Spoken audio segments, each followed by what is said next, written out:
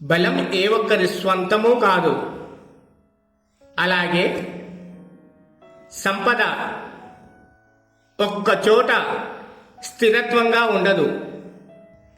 మనసు నొప్పించకుండా మనిషిని ఒప్పించడం తెలిస్తే సాధించలేనిదంటూ ఈ ప్రపంచంలో ఏదీ లేదు.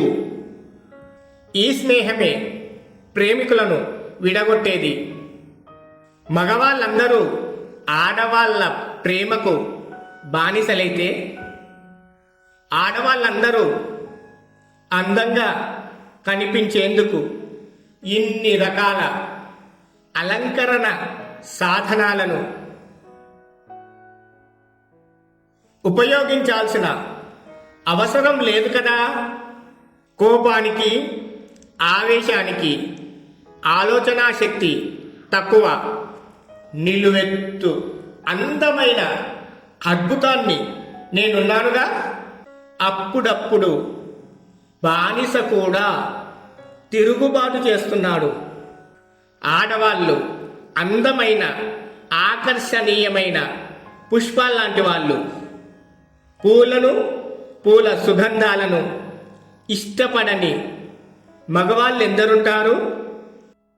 ప్రతి మగవాడి బలహీనత ప్రేమ.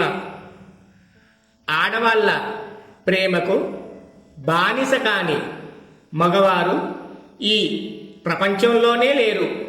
ఇదిగో ఓ ప్రేమ కథ, జగతెరుగని చెలిమి కథ, మనసెరుగని యువతి కథ, ఇది మన కథరా.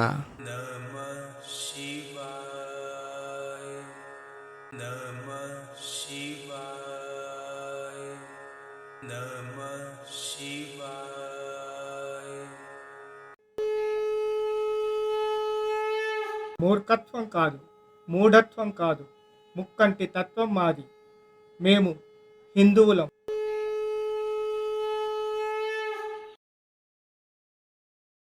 స్నేహం, స్నేహం, స్నేహం.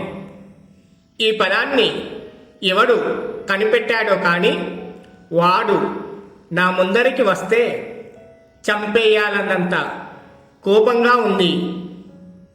ఈ స్నేహమే ప్రేమికులను విడగొట్టేది అని గట్టిగా అరచినట్టుగా అంది ప్రమద.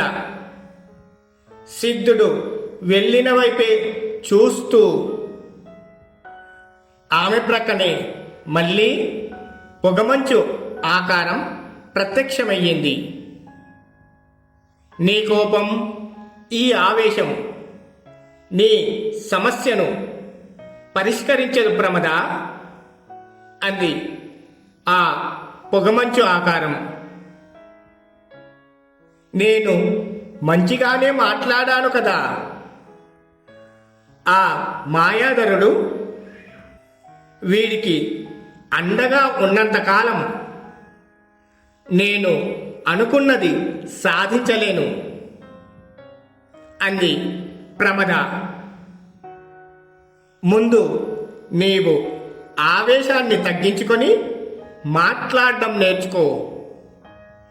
మనసు నొప్పించకుండా మనిషిని ఒప్పించడం తెలిస్తే సాధించలేనిదంటూ ఈ ప్రపంచంలో ఏదీ లేదు అంది ఆ పొగమంచు ఆకారం.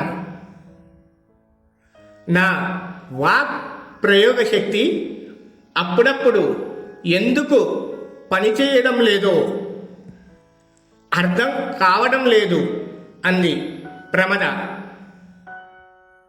కోపానికి, ఆవేశానికి ఆలోచనా శక్తి తక్కువ. అందుకే నీ వశీకరణ విద్య యొక్క శక్తి అప్పుడప్పుడు పనిచేయకుండా పోతుంది అంది ఆ పొగమంచు ఆకారం. ఎలా అడగమంటావు నేత్ర? అన్ని విషయాలను అందరినీ అడగలేము.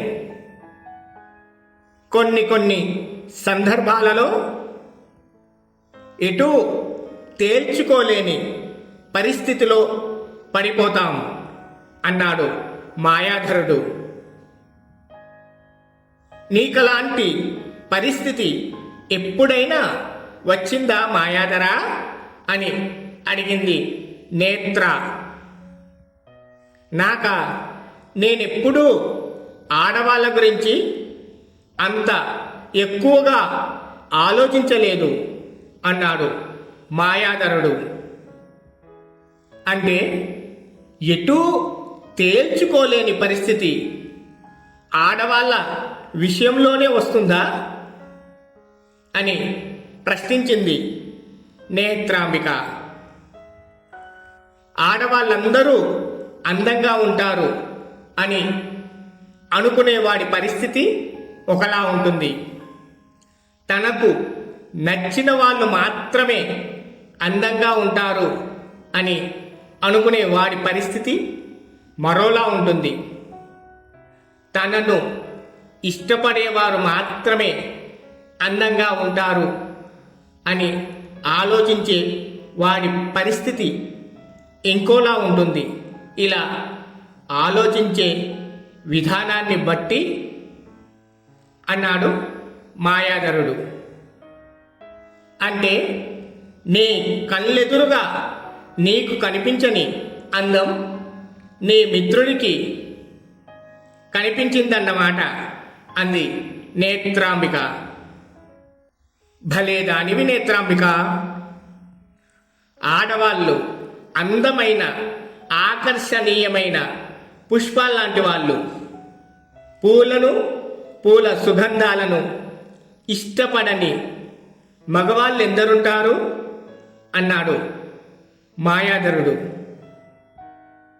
నువ్వే అన్నావుగా ఆడవాళ్ళ గురించి ఆలోచించలేదని అంది నేత్రాంబిక. నువ్వన్నది నిజమే నేత్రాంబిక. నాకెప్పుడు మీ ఆడవాళ్ళ గురించి ఆలోచించే సమయం రాలేదు అన్నాడు మాయాధరుడు. అయితే ఇప్పుడు ఆలోచించు.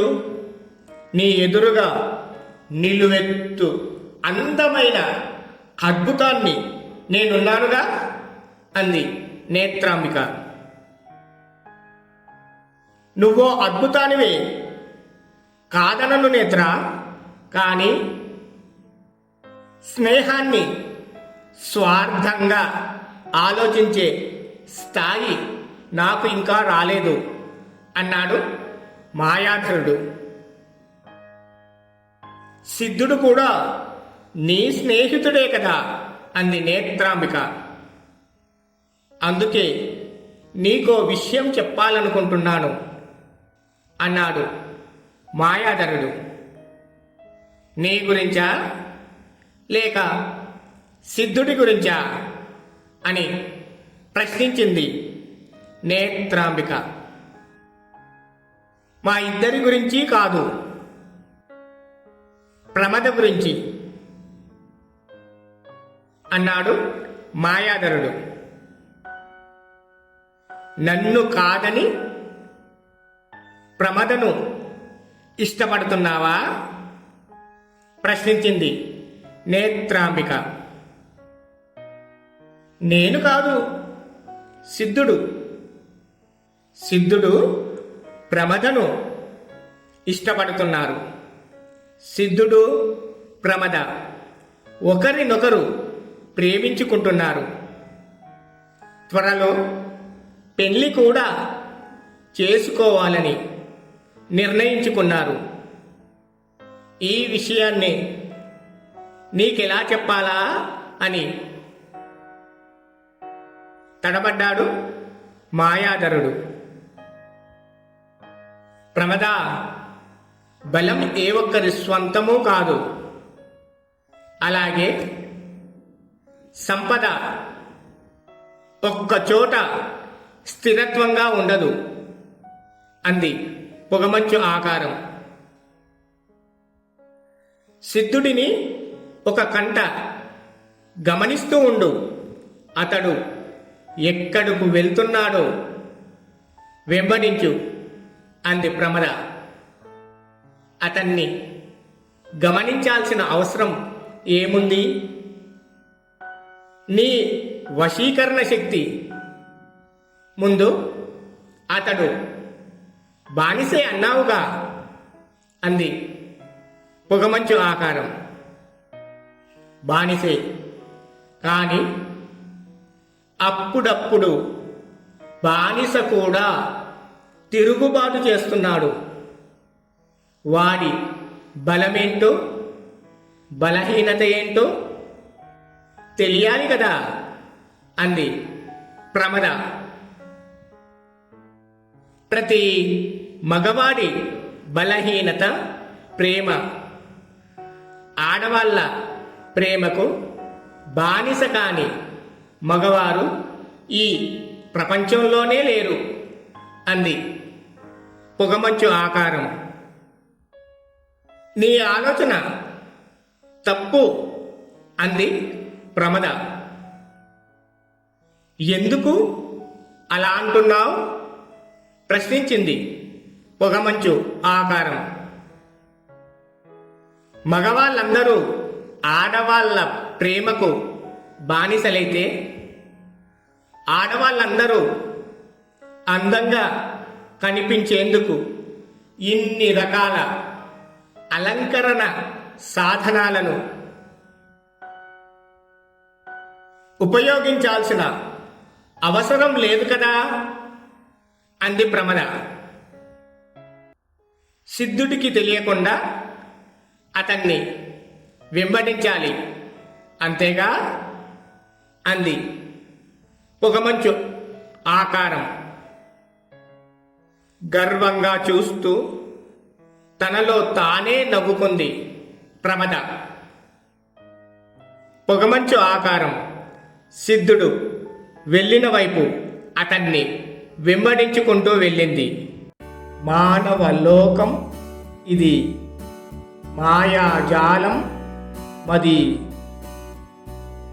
గాయపడిన హృది కార్చిన అమూల్య చరితం ఇది.